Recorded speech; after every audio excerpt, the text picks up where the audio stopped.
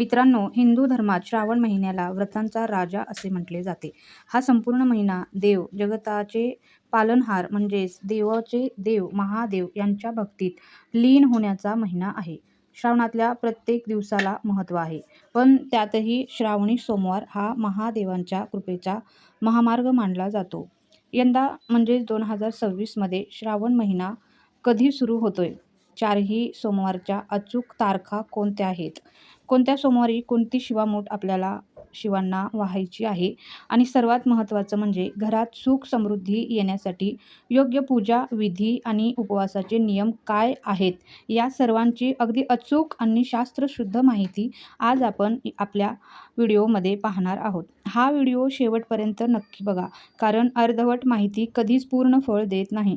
चला तर मग कमेंट बॉक्समध्ये हर हर महादेव लिहायला विसरू नका. आजच्या या सुंदर व्हिडिओची सुरुवात करूया.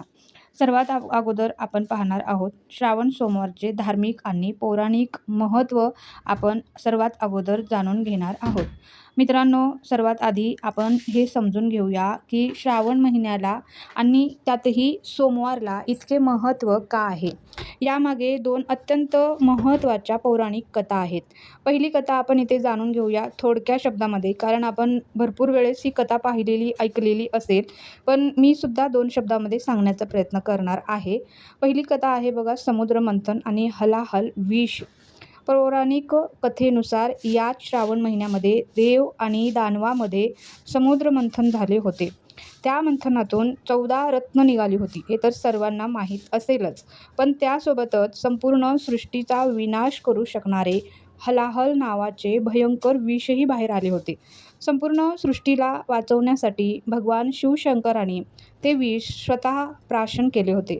ते विष त्यांनी गळ्यातच रोखून धरले, ज्यामुळे त्यांचा जो कंठ आहे तो कंठ निळा पडला होता आणि याच कारणावरून त्यांना नीलकंठ असे नाव सुद्धा पडलेले आहे.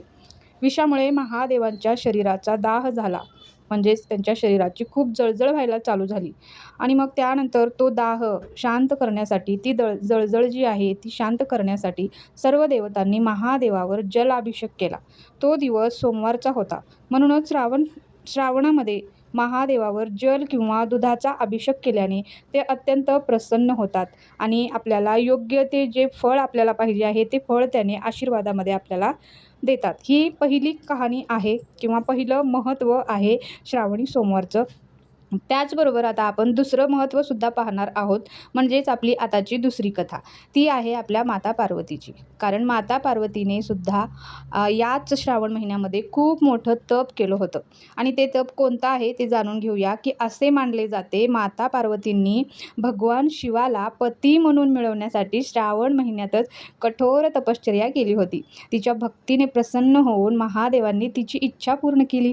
म्हणूनच असे मानले जाते की श्रावण महिन्यामध्ये सोमवारी व्रत केल्याने विवाह ज्यांचा म्हणजे विवाह कार्यातील जे अडचणी आहेत, ज्या आपल्या मित्रपरिवारांमध्ये किंवा आपल्या जे आपले बहीण भाऊ आहेत त्यांच्या ज्या विवाहामध्ये अडचणी येतात, त्यांच्या अडचणी या श्रावण सोमवारमध्ये हा व्रत केल्याने त्यांना जे अडचणी आहेत ते दूर होतात आणि त्यांना सुयोग्य असा जीवनसाथी मिळतो. बघा, आता आपल्याला वळायचं आहे अत्यंत महत्त्वाच्या माहितीकडे. पंचांगानुसार यंदा महाराष्ट्रात म्हणजेच अमांत पद्धतीनुसार श्रावण महिना 13 ऑगस्ट 2026 रोजी सुरू होत आहे बघा. आणि संपणार कधी?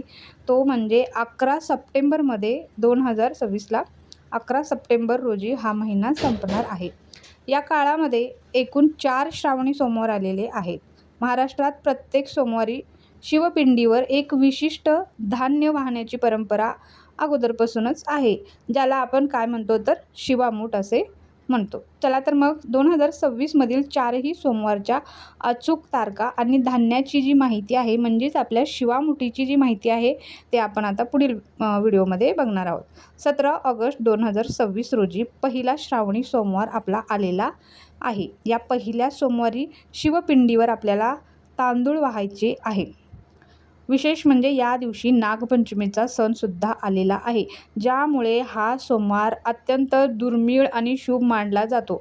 बघा, आपल्या पहिल्याच सोमवारी आपल्याला सोमवार पण आहे पहिला आणि त्याच दिवशी आपली नागपंचमीचा सणसुद्धा आलेला आहे आणि हा खूप अत्यंत दुर्मिळ योग मानला जातो.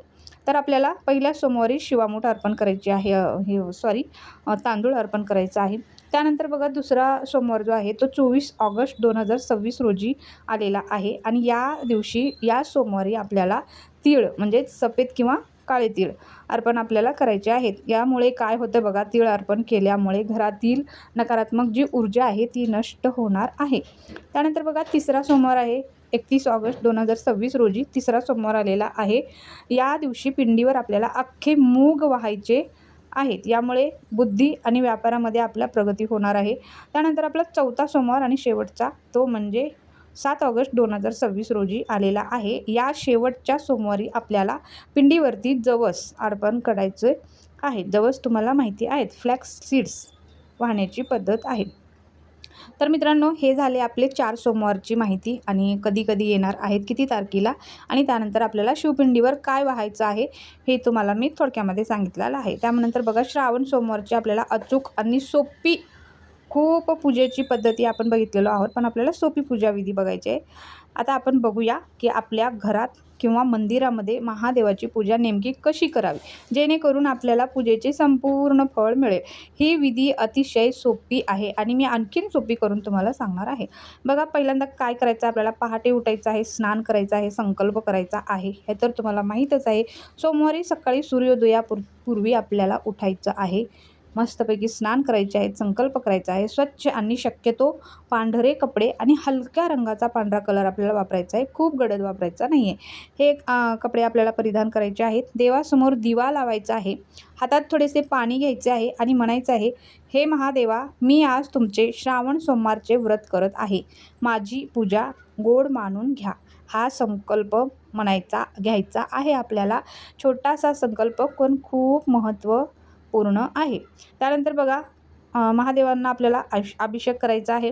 तुमच्याकडे घरात शिवलिंग असेलच किंवा तुम्ही मंदिरामध्ये सुद्धा जाऊ शकता. आपल्या घराजवळ किंवा आसपास कुठेही आपल्या शिवमंदिर असतं, आपल्याला मंदिरामध्ये जायचं आहे. किंवा नसेल होत शक्य तर आपल्याला आपल्या घरातल्या मंदिरातील शिवलिंगावर तर सर्वात आधी शुद्ध जल आपल्याला त्यांना अर्पण करायचं आहे. त्यानंतर पंचामृत म्हणजे दूध, दही, तूप, मध आणि साखर मिळून जे मिश्रण तयार होतं त्याला आपण पंचामृत म्हणतो.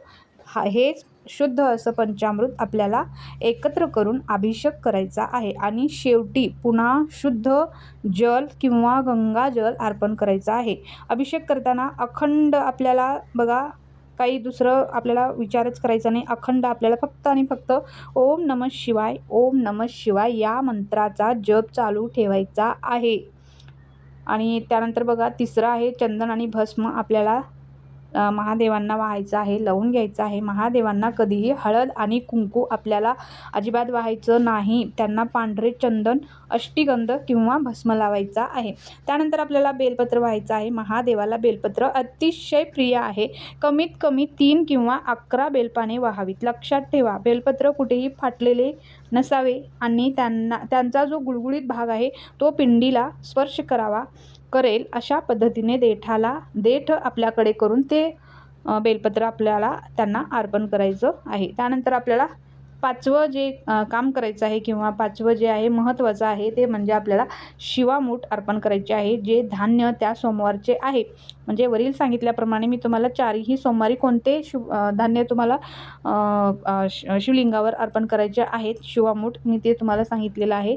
पहिल्या सोमवारी जे आपल्याला शिवामूठ अर्पण करायचे आहे ती शिवामूठ त्यांना उजव्या हातात एक मूठ भरून घ्यायचं आहे आणि नमः शिवाय शांतकुलाय नमः हा मंत्र आपल्याला आवर्जून म्हणायचा आहे. बघा लक्षात ठेवा, नमः शिवाय शांतकुलाय नमः हा मंत्र म्हणायचा आहे किंवा ओम नमः शिवाय सुद्धा आपण म्हणू शकतो.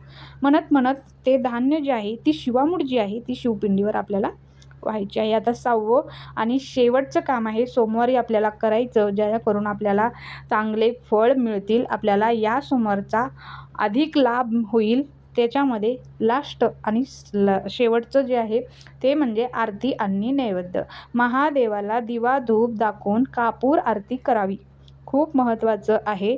नैवेद्यासाठी तुम्ही खडी साखर, दूध किंवा घरात बनवलेले कोणतीही सात्विक खीर जी आहे ती अर्पण करू शकता. त्यानंतर आता ही झालेली आहे आपल्याला सोमवारची जी पूजा आपण करणार आहोत त्या पूजेची सोपी पद्धत झालेली आहे. त्यानंतर आपला आता या दिवशी सोमवारी आपण अखंड म्हणजे दिवसभर उपवास धरतो. उपवासाचे काय नियम आहेत आणि त्या दिवशी काय आपल्याला काळजी घ्यायची आहे हे सुद्धा खूप महत्त्वाचं आहे. तर बघा काय खायचं आहे आपल्याला.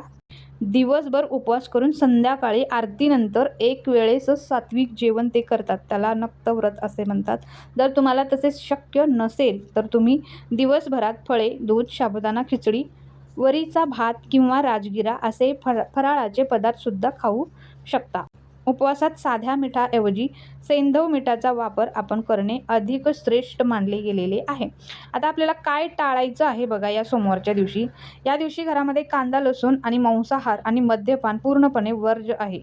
तसेच कोणावरही रागवणे, वादविवाद करणे किंवा कोणाबद्दलही वाईट बोलणे टाळावे. कारण उपवास म्हणजे केवळ अन्नाचा त्याग नव्हे तर मनाची शुद्धता देखील आहे. तर चला तुम्हाला मी उपवासाचं सुद्धा सांगितलेलं आहे. तर मित्रांनो अशी आहे या पवित्र श्रावण सोमवारची महिमा म्हणा किंवा माहिती म्हणा.